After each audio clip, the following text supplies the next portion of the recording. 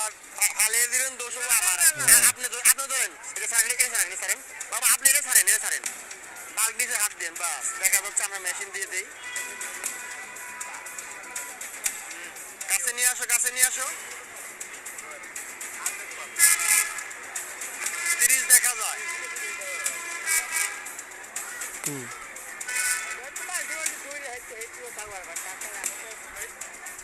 বাজান, আজকে আপনার জরিমানা হয়েছে। কি জরিমানা জানেন? নিচে রাখেন, নিচে রাখেন আগে।